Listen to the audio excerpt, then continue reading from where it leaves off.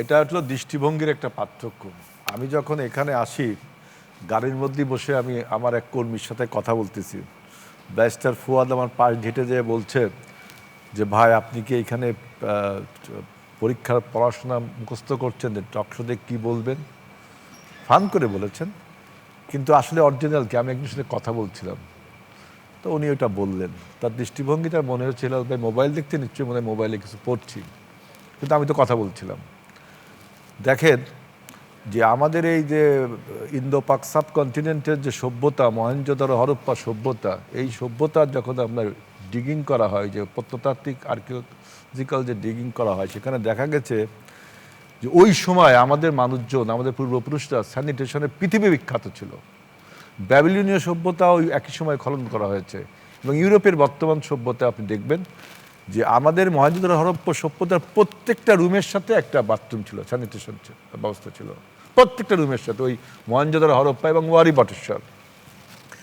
কিন্তু ব্যাবিলনীয় সভ্যতায় দেখা যাচ্ছে যে একটা তলায় একটাই বাথরুম, দ্বিতীয় তলায় আরেকটা বাথরুম। আর আপনি ইউরোপে দেখবেন পুরো একটা বিল্ডিং একটা বাথরুম। এখনও যারা ইউরোপ ঘোরেন দেখবেন যে আপনি সে গেলেন বড় বিল্ডিংয়ে গেলেন, যে প্রত্যেক তলায় হয়তো 6 তলা বিল্ডিং, এটা 4টা বাথরুম আছে। আমাদের দেশে যতগুলো ঘর ততগুলো বাথরুম। আমাদের একটা এই স্যানিটেশনে আমরা আমাদের পূর্বপুরুষরা অনেক অগ্রগতি।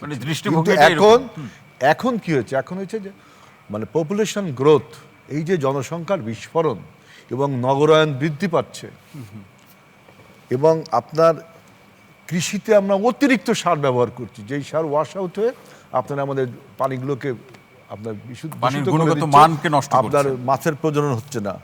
তারপর দেখেন যে আমাদের কোস্টাল এরিয়া, এই এলাকার ওয়াটার, স্যালাইন ওয়াটার এমন, মানে আমি দক্ষিণ পশ্চিমাঞ্চল যাবেন যে পানি ঢাকা থেকে গেলে খেলে মনে হবে যে আপনি এক গ্লাস লবণের শরবত খাইলেন। এরপরে আপনার আপনার আয়রন। এরপরে আমাদের একটা অভ্যাস, আমরা ভূগর্ভস্থ পানি তুলে খাই। এই জায়গায় অনেক লোক আছে, কেউ বলতে পারবে যে পৃথিবীর কোনো দেশ, আমি জানি না ভূগর্ভস্থ পানি তুলে খাই কিনা, একমাত্র দেশ বাংলাদেশ। এখন বলছেন যে পলিটিক্যাল কোনো বয়ান আছে কিনা।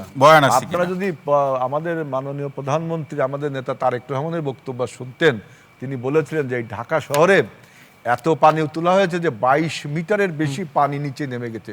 তিনি কত প্রথম এই কথাটা বললেন। আমি বোঝাতে যাচ্ছি যে পলিটিশিয়ানরাও এইসব বিষয় নিয়ে চিন্তা করেন, ভাবেন, তা নাহলে তো উনি তো বলতেন না। আমরাও বলেছি আমাদের কথাগুলো তো ওরভাবে ফলাও করে প্রচার হবে না। তিনি সেটা চোখে আঙ্গুল দিয়ে দেখিয়েছেন যে ঢাকা শহরে 22 মিটারের মতো পানি নিচে নেমে গেছে। যে কোনো একটা ভূমিকম্পে ভূমিধস। তাছাড়া পানির মাটির নিচে গ্রাউন্ড ওয়াটার কখনো বিশুদ্ধ পানি না। এখানে আর্সেনিক থাকে, এইখানে লেড থাকে, এখানে আয়রন থাকে, নাইট্রোজেন, ফসফরাস, পটাশিয়াম, নানান অ্যাসেনশিয়াল, বেনিফিশিয়াল অ্যান্ড ডিট্রিমেন্টাল এলিমেন্টস থাকে পানির নিচে।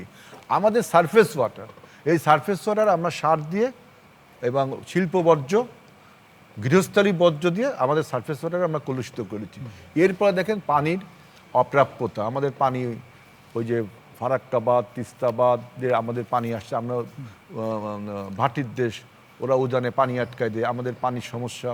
এখন আমাদের সরকার এবং অন্য সরকারও এই রেইন ওয়াটার হারভেস্টিং একটা প্রোগ্রাম আছে, এবং রেইন ওয়াটার হারভেস্টিং বিশাল বিশাল ট্যাঙ্ক আমরা বানিয়েছি, যেখানে পানিটা ধরে রাখা হয়, সেই পানি ফিল্টার্ড হয়ে আবার লাইনের মাধ্যমে, পাইপের মাধ্যমে আমরা রানিং ওয়াটার করে এটা গৃহস্থতে দিচ্ছি।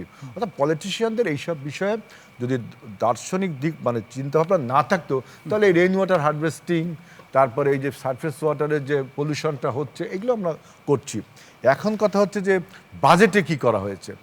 এই ডিপার্টমেন্টটা দেখে হলো পানি সম্পদ আর লোকাল গভর্নমেন্ট।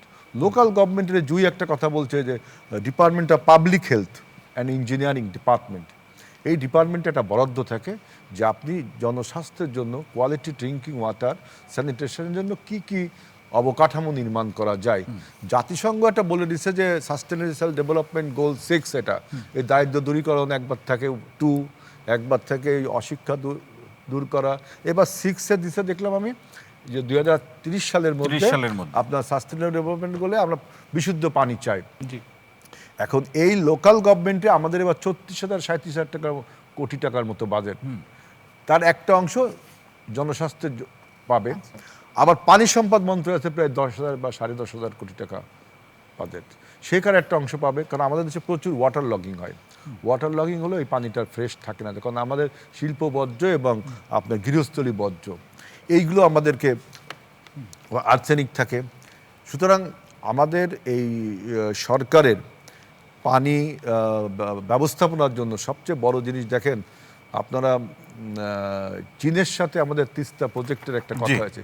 তিস্তা প্রজেক্টের একটা অন্য নদীগুলো পুনঃখনন করা, নদীগুলো যদি পুনঃখনন করতে পারি, প্রবাহ বৃদ্ধি করতে পারি, আর পদ্মা ব্যারেজে, এটা আমাদের নিজস্ব অর্থায়নে করবো, ওটা চীনের সাথে না, ওইখানে যদি আমরা ব্যারেজ নির্মাণ করতে পারি, জলাধার নির্মাণ করতে পারি, রেইন ওয়াটার রাখতে পারবো, উজানের পানি ধরে রাখতে পারবো, তখন আমরা পানির প্রবাহ নদীগুলোতে বৃদ্ধি করতে পারবো। নদীগুলো খনন করলে আরো এক্ষেত্রে নিরাপদ পানি, যেটা এই যে আপনার কোয়ালিটি ড্রিঙ্কিং ওয়াটারের জন্য রেইন ওয়াটার হারভেস্টিং, আর একটা হলো সারফেস ওয়াটারটা ট্রিটমেন্ট করতে হবে।